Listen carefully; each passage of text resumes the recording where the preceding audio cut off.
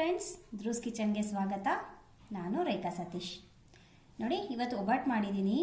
ಬೇಳೆ ಒಬ್ಬಟ್ಟು ಸಕ್ಕತ್ತಾಗಿದೆ. ತುಂಬ ಸುಲಭ ಕೂಡ, ಕಷ್ಟ ಅಂತ ಏನಿಲ್ಲ. ಒಬ್ಬಟ್ಟು ಅಂದರೆ ಅಪ್ಪ ಏನಪ್ಪ ಇಷ್ಟು ಕಷ್ಟಪಡಬೇಕಾ ಅಂತ ಏನಿಲ್ಲ, ತುಂಬ ಈಸಿಯಾಗಿ ತೋರಿಸಿದ್ದೀನಿ. ನೀವು ಈ ವಿಡಿಯೋನ ಫುಲ್ ನೋಡಿ ಟ್ರೈ ಮಾಡಿ. ಈಗ ತೋರಿಸ್ತೀನಿ ನೋಡಿ ಒಬ್ಬಟ್ಟು ಹೇಗಾಗಿದೆ ಅಂತ.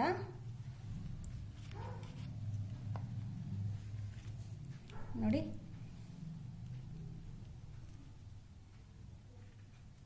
ಎಷ್ಟು ಸಾಫ್ಟಾಗಿ ಬಂದಿದೆ ನೋಡಿ. ಕಟ್ ಮಾಡ್ತಾ ಇದ್ರೆ ಎಷ್ಟು ಸಾಫ್ಟಾಗಿ ಬಂದಿದೆ, ಹಾಗೆ ಕಟ್ ಆಗ್ತಾ ಇದೆ.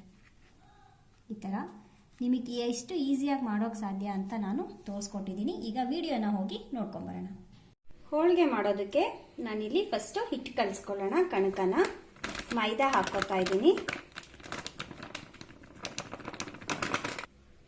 1/4 kg ಮೈದಾ ತೊಗೊಂಡಿದ್ದೀನಿ. ಅದಕ್ಕೆ ಸ್ವಲ್ಪ ಚಿರೋಟಿ ರವೆ ಆ್ಯಡ್ ಮಾಡ್ಕೊತಾ ಇದ್ದೀನಿ. 100 ಗ್ರಾಮ್ ಅಷ್ಟು ಚಿರೋಟಿ ರವೆನ ಹಾಕೋತಾ ಇದ್ದೀನಿ. 1 ಚಿಟಿಕೆ ಅಷ್ಟು ಅರಿಶಿನ ಹಾಕೋತಾ ಇದ್ದೀನಿ. ಸ್ವಲ್ಪ ಎಣ್ಣೆ ಹಾಕ್ಕೊಳ್ಳೋಣ. 1.5 ಸ್ಪೂನಷ್ಟು ಎಣ್ಣೆ ಹಾಕಿದ್ದೀನಿ. ಈಗ ಫಸ್ಟ್ ಇದನ್ನು ಮಿಕ್ಸ್ ಮಾಡ್ಕೊಳ್ಳೋಣ. ಹೋಳಿಗೆ ಮಾಡೋದು ತುಂಬ ಕಷ್ಟ ಅಂದ್ಕೊಂಡಿರ್ತಾರೆ. ಏನಿಲ್ಲ, ಈಸಿಯಾಗೆ ಮಾಡ್ಕೋಬೋದು. ಏನಂದರೆ ಹಿಟ್ಟು ಕಲಸೋ ಹದ ಮತ್ತು ಹೂರಣನ ಯಾವ ಹದಕ್ಕೆ ಮಾಡ್ಕೋಬೇಕು ಅನ್ನೋದೊಂದು ನೋಡ್ಕೋಬೇಕಷ್ಟೆ. ನೋಡಿ, ಫಸ್ಟ್ ಈ ಥರ ಎಲ್ಲ ಮಿಕ್ಸ್ ಮಾಡಿಕೊಂಡು ಈಗ ಇದಕ್ಕೆ ಸ್ವಲ್ಪ ಸ್ವಲ್ಪ ನೀರು ಹಾಕ್ಕೊಂತ ಕಲಿಸ್ಕೊಳ್ಳೋಣ. ಒಟ್ಟಿಗೆ ನೀರು ಹಾಕ್ಕೊಳ್ಳೋದು ಬೇಡ.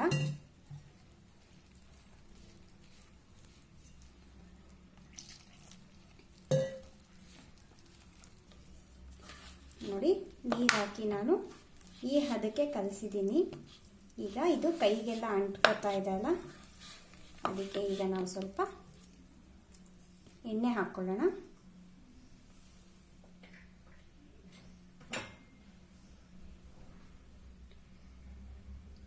ಒಂದು 2 ಸ್ಪೂನ್ನಷ್ಟು ಎಣ್ಣೆ ಹಾಕೋಣ.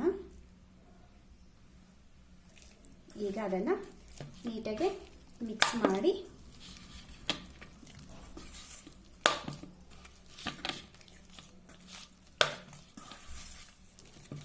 ಈ ಥರ ನೋಡಿ, ಈ ಕನ್ಸಿಸ್ಟೆನ್ಸಿಲಿದ್ರೆ ಆಯಿತು. ತುಂಬ ನೀರಾದರೂ ಕಷ್ಟ ಆಗುತ್ತೆ.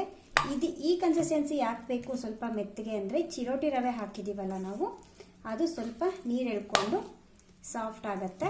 ಅದಕ್ಕೆ ಸ್ವಲ್ಪ ಮೆತ್ತಗೆ ಕಲಿಸಿದ್ದೀನಿ. ಈಗ ಎಣ್ಣೆ ಹಾಕಿ ಇದನ್ನು ನಾವು ನೆನೆಯೋದಕ್ಕೆ ಬಿಡೋಣ. ಇದೇನಿಲ್ಲ ಅಂದರೂ ಒಂದು 3 ಅವರ್ ಆದರೂ ನೆನಿಬೇಕು. ಇದು ನೆನೆಯೋ ಅಷ್ಟರಲ್ಲಿ ಹೂರಣಕ್ಕೆ ರೆಡಿ ಮಾಡ್ಕೊಳ್ಳೋಣ. ಹೂರಣಕ್ಕೆ ನಾನಿಲ್ಲಿ 1 ಲೋಟ ಮತ್ತು ಅರ್ಧ ಲೋಟ, ಅಂದರೆ ಟೋಟಲ್ ಆಗಿ ಈ ಲೋಟದಲ್ಲಿ 1.5 ಲೋಟ ನಾನು ಬೇಳೆ ತೊಗೊಂಡಿದ್ದೀನಿ. ಈಗ ಬೇಳೆನ ತೊಳ್ಕೊಂಬರೋಣ. ಬೇಳೆನ ತೊಳೆದಿದ್ದೀನಿ. ಈಗ ಅದಕ್ಕೆ ನೀರು ಹಾಕ್ಕೊಳ್ಳೋಣ.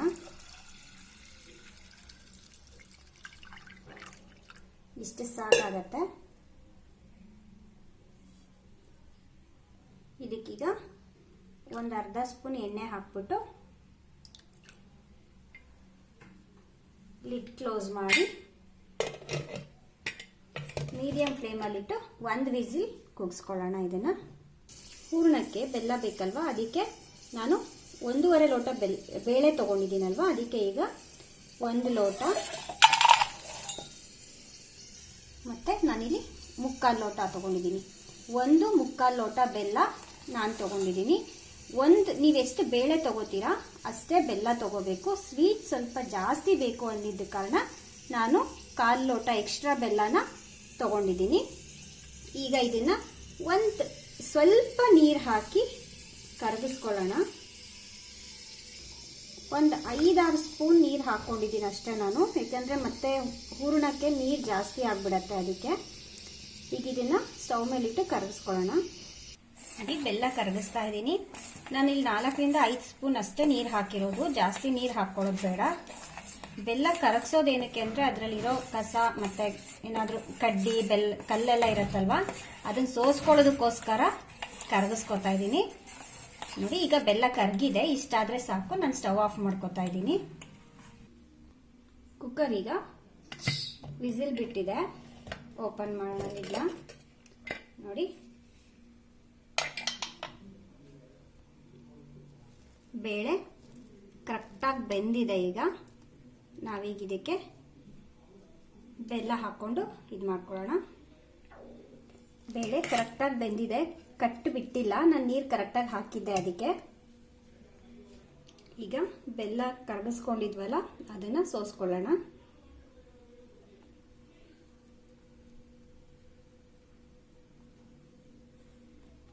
ನೋಡಿ, ಬೆಲ್ಲನ ಸೋಸ್ಕೊಂಡಿದ್ದೀನಿ. ಈಗ ಅದರಲ್ಲಿ ಇರೋ ಕಸ ಎಲ್ಲ ಬಂದಿದೆ, ಅದಕ್ಕೋಸ್ಕರ ಬೆಲ್ಲನ ಕರಗಿಸಿದ್ದಷ್ಟೇ. ಈಗ ನೆಕ್ಸ್ಟ್ ಮಿಕ್ಸ್ ಮಾಡಿಬಿಟ್ಟು ನೋಡಿ, ಬೇಳೆ ಕೂಡ ಕರೆಕ್ಟಾಗಿ ಬೆಂದಿದೆ. ನೀರು ಜಾಸ್ತಿ ಆಯಿತು ಬೇಳೆಲಿ ಅಂದರೆ ತಲೆ ಕೆಡ್ಸ್ಕೊಳ್ಳೋಷ್ಟಿಲ್ಲ. ಅದನ್ನ ಬಸೆ ಹಾಕೋ ಬಟ್ಲಲ್ಲಿ ಹಾಕ್ಬಿಟ್ಟು ಸೋಸ್ಕೊಂಡು ಆ ಕಟ್ಟಲ್ಲಿ ಸಾರು ಮಾಡ್ಕೋಬೋದು. ಈಗ ಇದನ್ನ ಸ್ಟವ್ ಮೇಲೆ ಇಡೋಣ. ಈಗ ಮೀಡಿಯಂ ಫ್ಲೇಮಲ್ಲಿ ಇಟ್ಟು ಇದನ್ನ ಚೆನ್ನಾಗಿ ಕುದಿಸ್ಕೋಬೇಕು. ನಾನಿಲ್ಲಿ ತೆಂಗಿನಕಾಯಿ ಎಲ್ಲ ಏನು ಹಾಕ್ತಾ ಇಲ್ಲ, ಬರೀ ಬೇಳೆ ಹಾಕ್ಬಿಟ್ಟು ಮಾಡ್ತಾ ಇದ್ದೀನಿ. ತೆಂಗಿನಕಾಯಿ ಹಾಕ್ಕೊಳ್ಳೋದಿದ್ರೆ ಈ ಟೈಮಲ್ಲಿ ತುರಿದಿರೋ ತೆಂಗಿನಕಾಯಿನ ಇದಕ್ಕೆ ಹಾಕ್ಬಿಟ್ಟು ಚೆನ್ನಾಗಿ ಕುದಿಸ್ಕೋಬೇಕಾಗತ್ತೆ.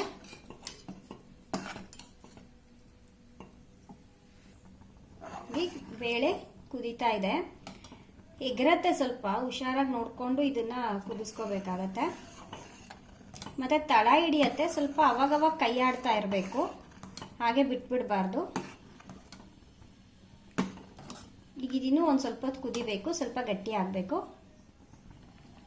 ಕುದೀತಾ ಇದೆ ನೋಡಿ, ಇದು ಈ ಕನ್ಸಿಸ್ಟೆನ್ಸಿಲಿ ಇದೆ. ಈಗ ಹಾಗಂತ ಎದ್ರುಕೊಳ್ಳೋ ಹಂಗೇನಿಲ್ಲ, ಇನ್ನೂ ಸ್ವಲ್ಪ ಕುದಿಬೇಕಿದು. ಈಗ ಇನ್ನೊಂದು ಸ್ವಲ್ಪ ಹೊತ್ತು ಕುದಿಲಿಕ್ಕೆ ಬಿಡೋಣ. ನೋಡಿ, ಅವಾಗವಾಗ ಈ ಥರ ಕೈ ಆಡ್ತಾ ಆಡ್ತಾ ಈ ಹದಕ್ಕೆ ಈಗ ಇದು ಬಂದಿದೆ. ಇನ್ನು 1 ನಿಮಿಷ ಅಷ್ಟೇ. ಈಗ ಇದನ್ನ ಈ ಥರ ಮಿಕ್ಸ್ ಮಾಡ್ಕೊಳ್ಳೋಣ. ತುಂಬ ಗಟ್ಟಿ ಮಾಡ್ಕೊಳಕ್ ಹೋಗ್ಬೇಡಿ, ಕುದಿಸ್ಬೇಕಾದ್ರೇನೆ. ಆರದ್ಮೇಲೆ ಹೂರಣ ಸ್ವಲ್ಪ ಗಟ್ಟಿ ಆಗತ್ತೆ.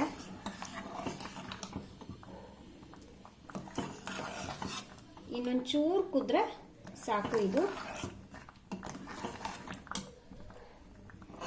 ನೋಡಿ, ಈ ಹದಕ್ಕಿದೆ. ಇವಾಗ ನಾನೀಗ ಇದನ್ನ ಸ್ಟವ್ ಆಫ್ ಮಾಡ್ಕೊತಾ ಇದ್ದೀನಿ. ಇದು ಸ್ವಲ್ಪ ತಣ್ಣಗಾಗಬೇಕು. ನಾನಿಲ್ಲಿ ಹೂರಣನ ಬೆಂದಿರೋದನ್ನ ಸ್ವಲ್ಪ ಪ್ಲೇಟಿಗೆ ಹಾಕೊಂಡಿದ್ದೀನಿ.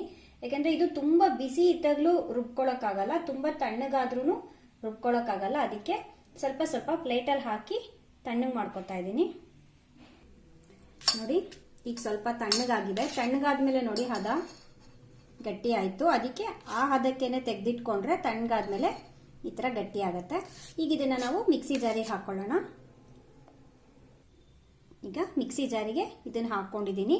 ನೆಕ್ಸ್ಟ್ ಇನ್ನೊಂದು ಸ್ವಲ್ಪ ಬೇಳೆನ ಪ್ಲೇಟಲ್ಲಿ ಹಾಕಿ ತಣ್ಣಗಾಗೋದಕ್ಕೆ ಬಿಡೋಣ. ಇದನ್ನ ಈ ತರ ಸ್ಪ್ರೆಡ್ ಮಾಡಿದ್ರೆ ಅದು ಸ್ವಲ್ಪ ಬೇಗ ತಣ್ಣಗಾಗತ್ತೆ. ಅಷ್ಟರಲ್ಲಿ ನಾವು ಮಿಕ್ಸಿ ಜಾರಿಗೆ ಹಾಕಿರೋ ಹೂರಣನ ರುಬ್ಕೊಂಬರೋಣ. ಹೂರಣನ ರುಬ್ಬಿದ್ದಾಯ್ತು ನೋಡಿ. ರುಬ್ಬಿದ ಮೇಲೆ ಕರೆಕ್ಟ್ ಕನ್ಸಿಸ್ಟೆನ್ಸಿಗೆ ಬರುತ್ತೆ ಹೂರಣ. ಈಗ ಅದಕ್ಕೆ ಅಷ್ಟು ನೀರಲ್ಲಿ ಇದ್ದಾಗಲೇ ಬೇಳೆನ ನಾವು ತೆಕ್ಕೊಂಡ್ರೆ ತಣ್ಣಗಾದ್ಮೇಲೆ ರುಬ್ಬಿದ್ಮೇಲೆ ಹೂರಣ ಈ ಹದಕ್ಕೆ ಬರುತ್ತೆ. ಈಗ ಇದನ್ನು ಶಿಫ್ಟ್ ಮಾಡಿಕೊಂಡು ಮಿಕ್ಕಿದಷ್ಟು ಬೇಳೆನೂ ರುಬ್ಕೊಂಬರ್ತೀನಿ. ಅಷ್ಟು ಬೇಳೆನೂ ರುಬ್ಕೊಂಬಂದಿದ್ದೀನಿ. ಹೂರಣ ರೆಡಿಯಾಗಿದೆ. ಇನ್ನೂ ಒಂಚೂರು ಬೆಚ್ಚಗಿದೆ. ಇದು ತಣ್ಣಗಾದರೆ ಇನ್ನೊಂಚೂರು ಕರೆಕ್ಟ್ ಕನ್ಸಿಸ್ಟೆನ್ಸಿಗೆ ಬರುತ್ತೆ.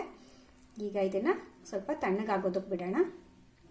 ಈಗ ಒಬ್ಬಟ್ಟು ಮಾಡೋಕ್ಕೆ ಸ್ಟಾರ್ಟ್ ಮಾಡೋಣ. ನಾನು ಆಗಲೇ ಹಿಟ್ಟು ಕಲಸಿಟ್ಟಿದ್ವಿ ಅಲ್ಲ ಕಣಕ, 3 ಅವರ್ಸ್ ಆಗಿದೆ ನೋಡಿ. ಈ ಥರ ಬರಬೇಕು. ಚೆನ್ನಾಗಿ ನೆಂದಿದೆ ಇದು. ಈಗ ಒಂದ್ಸಲ ಇದನ್ನು ನೀಟಾಗಿ ಕಲಿಸ್ಕೊಳ್ಳೋಣ. ನಾದ್ಕೊಳ್ಳೋಣ ಒಂಚೂರು.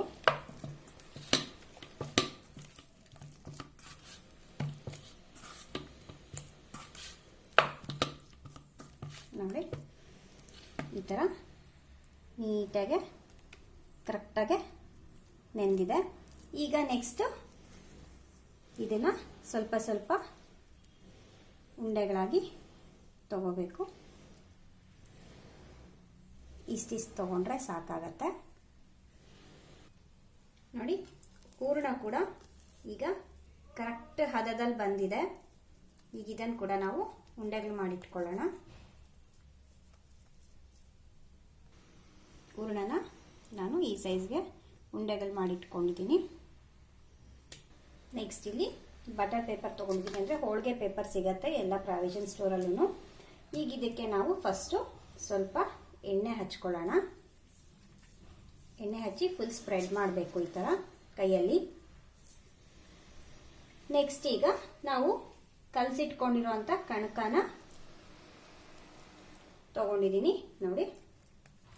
ಅದನ್ನು ಫಸ್ಟ್ ಈ ಥರ ಸ್ವಲ್ಪ ತಟ್ಕೊಳ್ಳೋಣ. ನೆಕ್ಸ್ಟು ಹೂರಣನ ಮಧ್ಯದಲ್ಲಿಟ್ಟು ನೀಟಾಗಿ ಹೀಗೆ ಕ್ಲೋಸ್ ಮಾಡ್ಕೋಬೇಕು.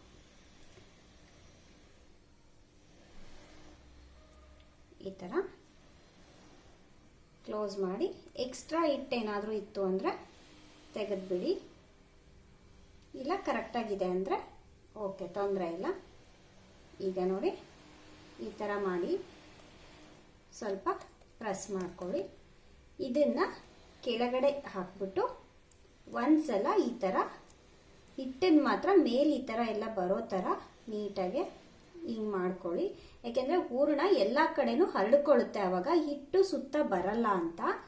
ಈಗ ಸ್ವಲ್ಪ ತಟ್ಕೊಳ್ಳೋಣ. ಇದೇ ರೀತಿ ತಟ್ಬಿಟ್ಟು ಕೂಡ ಮಾಡ್ಬೋದು.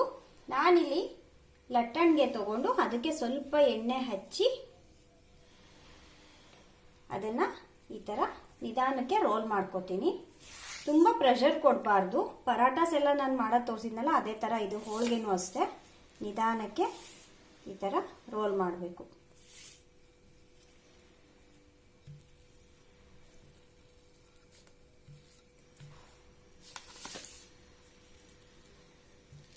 ನೋಡಿ, ನೀವು ಎಷ್ಟು ನಿಧಾನಕ್ಕೆ ಈ ಥರ ಸ್ಪ್ರೆಡ್ ಮಾಡ್ತೀರಾ, ಮಧ್ಯ ತುಂಬ ಮಾಡೋಕ್ಕೆ ಹೋಗ್ಬೇಡಿ, ಸುತ್ತಲ್ಲಿ ಹಚ್ಕೊಳ್ಳಿ. ಎಷ್ಟು ಸ್ಪ್ರೆಡ್ ಮಾಡಿದ್ರು ಅಷ್ಟು ನೀಟಾಗಿ ಹೋಳಿಗೆ ಸ್ಪ್ರೆಡ್ ಆಗ್ತಾ ಹೋಗುತ್ತೆ. ನೋಡಿ ಎಲ್ಲ ಕಡೆನೂ ಹೂರಣ ಬಂದಿದೆ. ಈ ಥರ ಆಮೇಲೆ ಮಧ್ಯದಲ್ಲಿ ಒಂದ್ಸಲ ನೀಟಾಗಿ ಈ ಥರ ಸ್ಪ್ರೆಡ್ ಮಾಡಿದ್ರೆ ಆಯಿತು.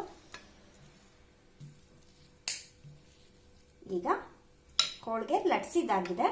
ಈಗ ನಾವು ಇದ್ರ ಮೇಲೆ ಸ್ವಲ್ಪ ಎಣ್ಣೆ ಹಾಕ್ಬಿಟ್ಟು ಹೀಗೆ ಮಾಡೋಣ. ನಾನಿಲ್ಲಿ ಆಲ್ರೆಡಿ ತವಾ ಬಿಸಿಗಿಟ್ಟಿದ್ದೀನಿ. ಸೊ ಇದನ್ನು ನೋಡಿ, ತವಾ ಬಿಸಿಗಿಟ್ಟಿದ್ದೀನಲ್ಲ ಅದಕ್ಕೆ ಕೂಡ ಸ್ವಲ್ಪ ಎಣ್ಣೆನ ಸ್ಪ್ರೆಡ್ ಮಾಡೋಣ. ಈ ಥರ ಹಾಕ್ಕೊಳ್ಳೋಣ ಸಾಕು. ಹೆಂಚು ಕಾದಿದೆ. ಈಗ ಹೋಳಿಗೆನ ಇದ್ರ ಮೇಲೆ ಹಾಕಿ ಸ್ವಲ್ಪ ಈ ಥರ ಪ್ರೆಸ್ ಮಾಡಿ, ನೆಕ್ಸ್ಟ್ ಇಲ್ಲಿ ಸ್ವಲ್ಪ ಬಿಡಿಸ್ಕೋಬೇಕಾಗತ್ತೆ. ನಾವು ಚೂರು ಬಿಡಿಸ್ಕೊಂಡ್ರೆ ಸಾಕು, ಇನ್ನು ಮಿಕ್ಕಿದ್ದೆಲ್ಲ ಅದಷ್ಟೇ ಬಿಟ್ಕೊಳತ್ತೆ ನೋಡಿ. ಎಸ್, ಈಗ ಅದು ಬೇಯಬೇಕು. ಅದು ಬೇಯೋ ಅಷ್ಟರಲ್ಲಿ ನಾವು ಇನ್ನೊಂದು ಒಬ್ಬಟ್ಟನ್ನು ತಟ್ಕೊಳ್ಳೋದನ್ನು ತೋರಿಸ್ತೀನಿ ನೋಡಿ. ಮತ್ತೆ ನಾನೀಗ ಇದಕ್ಕೆ ಸ್ವಲ್ಪ ಎಣ್ಣೆ ಹಾಕೋತಾ ಇದ್ದೀನಿ. ಅದನ್ನು ನೀಟಾಗಿ ಸ್ಪ್ರೆಡ್ ಮಾಡಿ ಕಣಕ ತಗೊಂಡು ಅದನ್ನು ಸ್ವಲ್ಪ ತಟ್ಟಿ ಹೂರಣದ ಉಂಡೆನ ಅದರ ಇಟ್ಬಿಟ್ಟು ಮಧ್ಯದಲ್ಲಿ ನೀಟಾಗಿ ಈ ಥರ ಕ್ಲೋಸ್ ಮಾಡ್ಕೋಬೇಕು.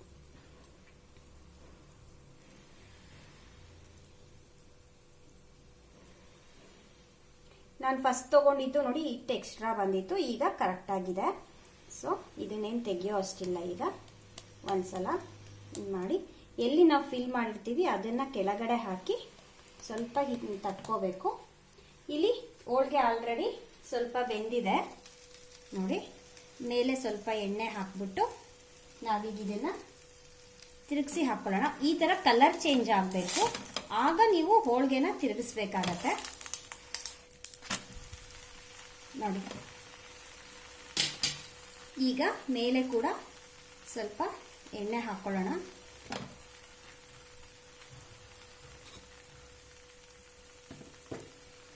ಈಗ ಇದು ಬೇಯಬೇಕು. ಅಷ್ಟರಲ್ಲಿ ಇಲ್ಲಿ ನಾವು ಹೋಳಿಗೆನ ಮತ್ತೆ ತಟ್ಕೊಂಡು ಲಟ್ಟಿಸ್ಕೊಳ್ಳೋಣ.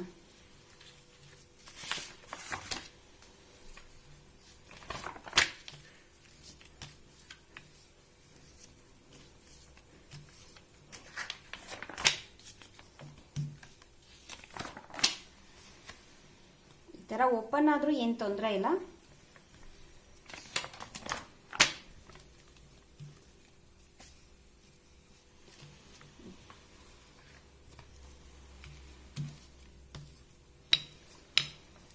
ಈಗ ಲಟ್ಸಿದ್ದಾಯ್ತು. ಇಲ್ಲಿ ಹೋಳಿಗೆ ಕೂಡ ಬೆಂದಿದೆ ನೋಡಿ.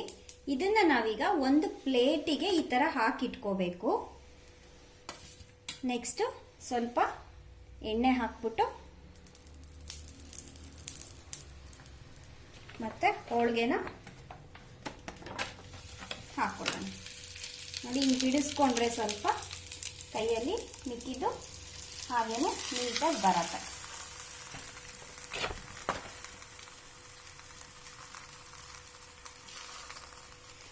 ಹೋಳಿಗೆನ ನಾವು ಈ ಥರ ಪ್ಲೇಟಲ್ಲಿ ಹಾಕಿ ಇಡಬೇಕು. ತಕ್ಷಣನೇ ಫೋಲ್ಡ್ ಮಾಡಿ ಎತ್ತಿಟ್ರೆ ನಿಮಗೆ ಅದು ಅಂಟ್ಕೊಳ್ಳುತ್ತೆ ಒಂದಕ್ಕೊಂದು. ಅದಕ್ಕೆ ಈ ಥರ ಪ್ಲೇಟಲ್ಲಿ ಹಾಕಿ ಇಟ್ಟಿದ್ದೀನಿ. ಈಗ ಇದು ಬೇಯಲಿ. ಕಲರ್ ನೋಡಿ, ಇಲ್ಲೆಲ್ಲ ಹಸಿ ಇದೆ, ಇಲ್ಲಿ ಅದು ಎಲ್ಲ ನೀಟಾಗಿ ಕಲರ್ ಚೇಂಜ್ ಆಗಬೇಕು. ಬಟ್ ಮೀಡಿಯಂ ಫ್ಲೇಮಲ್ಲೇ ಮಾಡಬೇಕು. ತುಂಬ ಹೈ ಫ್ಲೇಮಲ್ಲಿ ಒಬ್ಬಟ್ಟನ್ನ ಮಾಡಬೇಡಿ, ಬೇಗ ಸೀದೋದಂಗೆ ಆಗತ್ತೆ.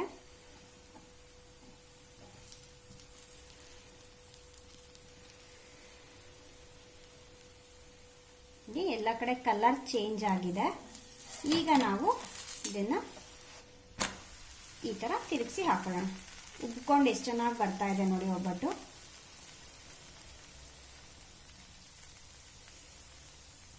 ಈ ಕಡೆ ಕೂಡ ಬೆಂದ್ರೆ ಮುಗೀತು. ಮತ್ತೆ ಪದೇ ಪದೇ ಇದನ್ನ ತಿರುಗಿಸಿ ಹಾಕಬಾರ್ದು. ಈ ಟೈಮಲ್ಲಿ ನಾವು ಫಸ್ಟ್ ಮಾಡಿರೋ ಒಬ್ಬಟ್ಟನ್ನ ಫೋಲ್ಡ್ ಮಾಡಿ ಒಂದು ತಟ್ಟೆಯಲ್ಲಿ ಅಥವಾ ಪ್ಲೇಟಲ್ಲಿ ಈ ಥರ ಎತ್ತಿಟ್ಕೋಬೇಕು. ಅಷ್ಟೊತ್ತಿಗೆ ಇದು ಸ್ವಲ್ಪ ತಣ್ಣಗಾಗಿರತ್ತೆ. ನೆಕ್ಸ್ಟ್ ಈಗ ನಾವು ಇದನ್ನ ತೆಕ್ಕೋಬೇಕಲ್ವಾ, ಅದಕ್ಕೆ ಅದನ್ನು ತೆಗೆದಿಟ್ಕೋಬೇಕು. ಈಗ ನೋಡಿ, ಇದು ಕೂಡ ರೆಡಿ ಆಗಿದೆ. ಒಬ್ಬಟ್ಟು ರೆಡಿ. ಯಾರು ನನ್ನ ಯೂಟ್ಯೂಬ್ ಚಾನಲ್ಗೆ ಸಬ್ಸ್ಕ್ರೈಬ್ ಆಗಿಲ್ಲ ಅವರೆಲ್ಲ ಸಬ್ಸ್ಕ್ರೈಬ್ ಆಗಿ, ಹಾಗೆ ಫೇಸ್ಬುಕ್ ಮತ್ತು ಇನ್ಸ್ಟಾಗ್ರಾಮ್ ಪೇಜಸನ್ನು ಕೂಡ ಫಾಲೋ ಮಾಡ್ತಾ ಇರಿ. Thank you.